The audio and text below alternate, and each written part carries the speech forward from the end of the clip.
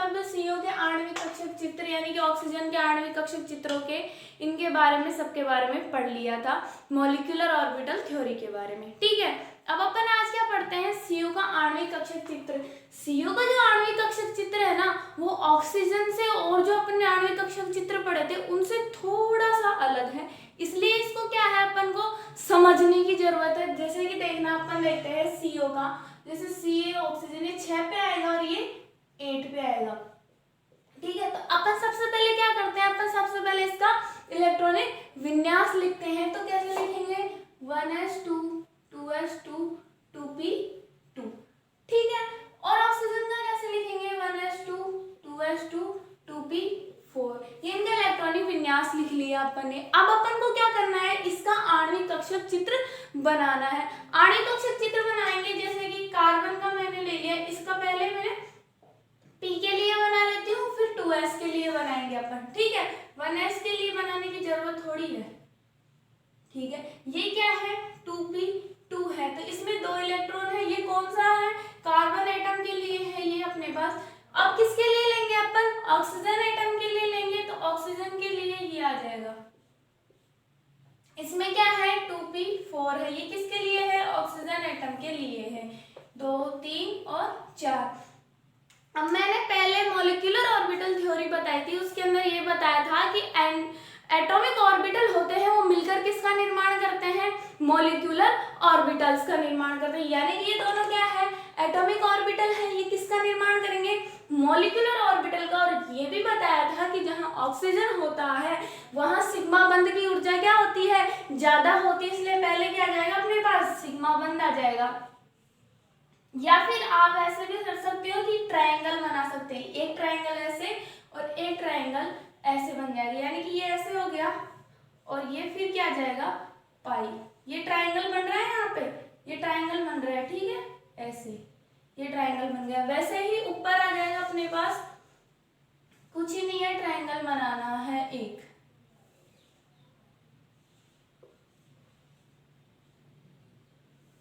ये हो गया।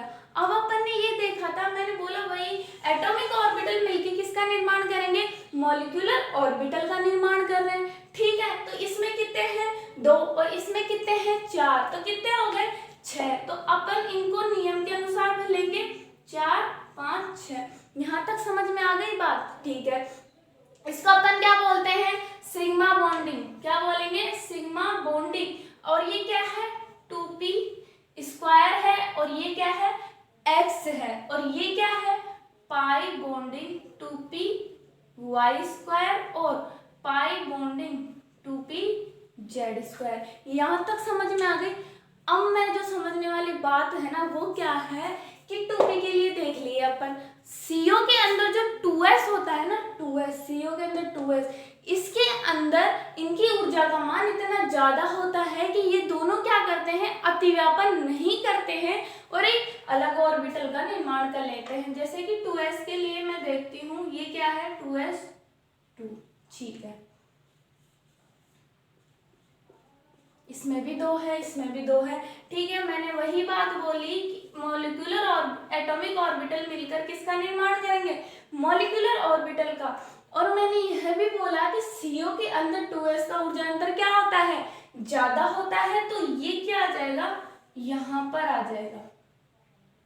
तो 2 इलेक्ट्रॉन यहाँ पे, इसको क्या बोलेंगे, सिग्मा बॉन्डिंग 2s स्क्वायर। इसको क्या बोलेंगे अपन, सिग्मा स्टार बोलते हैं, और 2s स्क्वायर। यहाँ तक बात समझ में आ गई। अपन ने क्या पढ़ लिया, CO का आणविक कक्षक चित्र पढ़ लिया।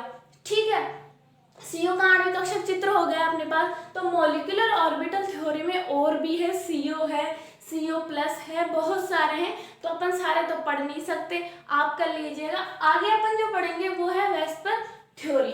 ठीक है, ये हो गया।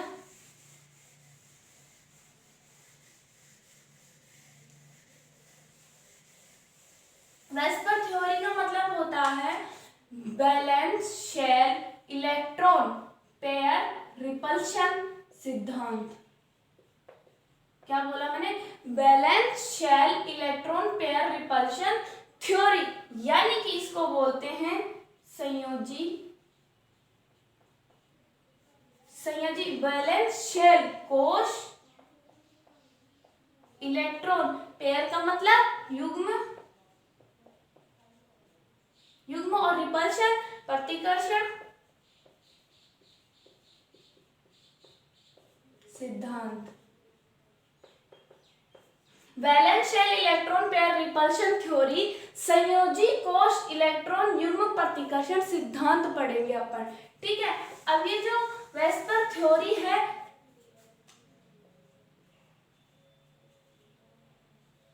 Valence shell electron pair repulsion सिद्धांत पढ़ रहे हैं अपन। ठीक है, अब ये है अपन पहले बात आती है कि ये पढ़ते क्यों हैं।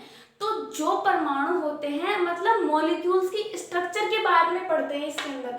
इस सिद्धांत में अपन क्या पढ़ते हैं, मॉलिक्यूल्स की स्ट्रक्चर के बारे में पढ़ते हैं, उनके परिवर्तन, उनके अंदर क्या क्या परिवर्तन होते हैं, उनके उनमें संकरण को लेकर क्या परिवर्तन हो रहा है, उनमें बंध कोण को लेकर क्या क्या परिवर्तन हो रहा है, उनको संरचनाओं को लेकर क्या क्या परिवर्तन हो रहा है, वो पढ़ते हैं अपन किसमें, valence shell electron pair repulsion theory में। ठीक है, जैसे कि अपन एग्जाम्पल करते हैं NH3 ले लेते हैं ना, NH3। अब ये जो NH3 है इसमें सेंट्रल एटम क्या है अपने पास, इसका सेंट्रल एटम क्या है अपने पास, नाइट्रोजन है। ठीक है, अब नाइट्रोजन के लिए मैं इसका इलेक्ट्रॉनिक विन्यास निकालती हूँ, 7 पे आता है, 1s2 2s2 2p3। ठीक है, ये हो गया अपने पास नाइट्रोजन, इसका क्या है, सेंट्रल एटम है। अब देखिएगा अपन इस कक्षक को भरते हैं, ये 2s पूर्ण भरा हुआ है और इसमें क्या है, एक एक इलेक्ट्रॉन है, तो 3 हाइड्रोजन आ जाएंगे। ठीक है, इनमें क्या आ जाएगा, 3 हाइड्रोजन आ गया। ठीक है, इसका मतलब मैं ऐसे बोल सकती हूँ कि यहाँ पे इसके पास एक तो क्या है, लोन पेयर है और 3 क्या है इसके पास, बॉन्ड पेयर है। और इसके अंदर अगर मैं संकरण देखती हूँ तो संकरण क्या आ रहा है, sp3, तो sp3 यानी कि संरचना कैसी होगी, चतुष्फलकीय, चतुष्फलकीय। ठीक है, चतुष्फलकीय आकृति का होगा।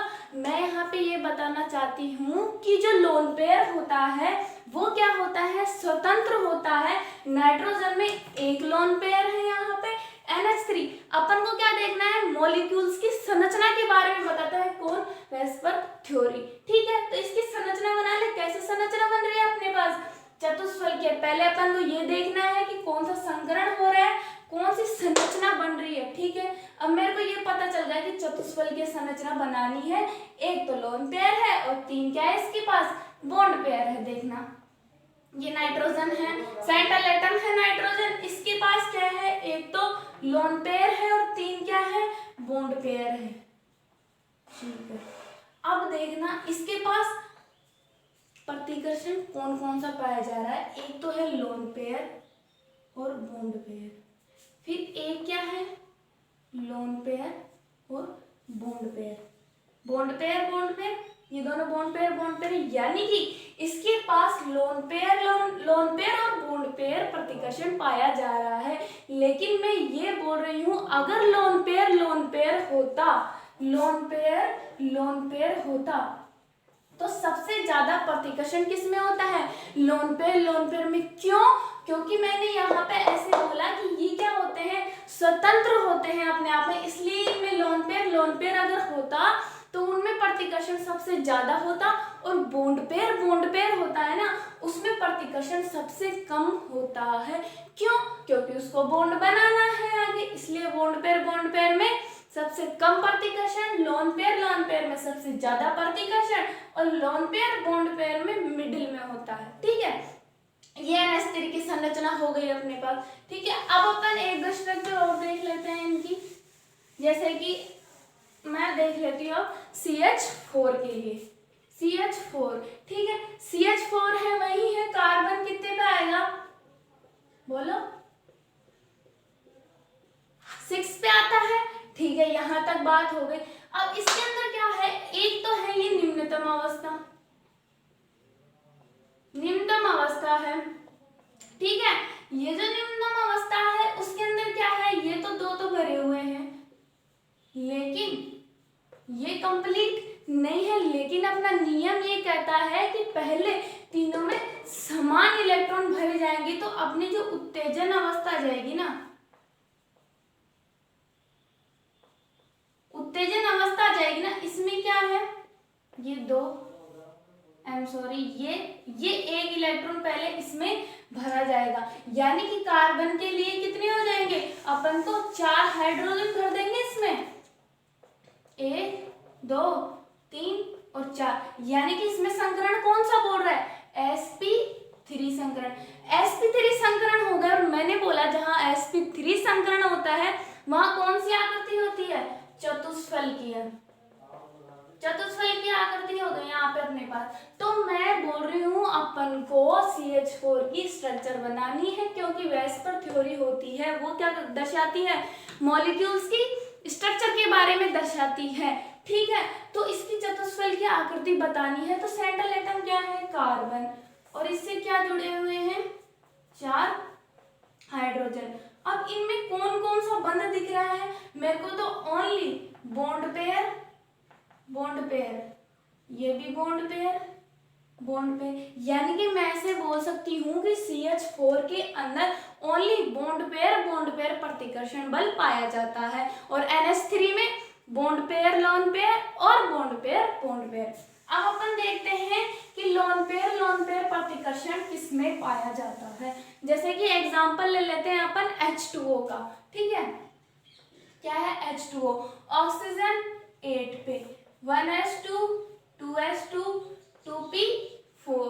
ठीक है, यहाँ तक बात समझ में आ गई। अब अपन इसको भरते हैं, ये 2 है, इसमें पूर्ण भरे हुए हैं ये, और इसमें 1 2 3 4 है, यानी कि 2 हाइड्रोजन है, ये लो 2 हाइड्रोजन। संकरण कौन सा हो जाएगा इसमें, sp3। जहां sp3 संकरण होगा, यानी कि आकृति कैसी होगी अपने पास, वही चतुष्फलकीय आकृति होगी, ये चतुष्फलकीय आकृति होगी। और इसके पास लोन पेयर कितने हैं, इसके पास 2 लोन पेयर है, और 2 ही क्या है इसके पास, बॉन्ड पेयर है। तो अपन इसकी स्ट्रक्चर कैसे बनेगी, ये ऑक्सीजन है, इसके पास 2 तो क्या है, लोन पेयर है, ये 2 क्या है इसके पास, लोन पेयर है, और 2 ही क्या है इसके पास, बॉन्ड पेयर है, ये लो। ठीक है, ये क्या है, लोन पेयर और बॉन्ड पेयर, और ये भी क्या है, लोन पेयर और बॉन्ड पेयर, और ये कौन सा है, बॉन्ड पेयर, और ये लोन पेयर प्रतिकर्षण बल। यानी कि मैं ये बोल सकती हूँ कि जो H2O होता है उसकी आकृति चतुष्फलकीय होती है, और इसके अंदर सबसे ज्यादा प्रतिकर्षण बल पाया जाता है लोन पेयर और लोन पेयर में। तो इसमें कितने प्रकार का प्रतिकर्षण बल पाया जा रहा है, 3 प्रकार का, लोन पेयर बॉन्ड पेयर और बॉन्ड पेयर। ठीक है, यहाँ तक बात समझ में आ गई अपने, ये हो गया। अब मैं ऐसे बोल रही हूँ कि जहां पे भी sp3 संकरण होता है, चतुष्फलकीय आकृति होती है, तो इनके बंध कोणों का मान कितना होना चाहिए, 109 डिग्री और 28 मिनट होना चाहिए। लेकिन ऐसा नहीं होता है, ये अपन ने समझ लिया इस सिद्धांत के अनुसार। कहाँ पर, जहां पर मैंने बोला कि लोन पेयर प्रतिकर्षण बल अधिक होता है वहां पे। ठीक है, ऐसे करके अपनी ये यूनिट तो हो गई खत्म। अब अगर जो अपन नेक्स्ट यूनिट पढ़ेंगे वो होगी अपनी पी ब्लॉक, एस ब्लॉक, और पी ब्लॉक एस ब्लॉक के साथ अपन डी ब्लॉक भी पढ़ेंगे। ठीक है।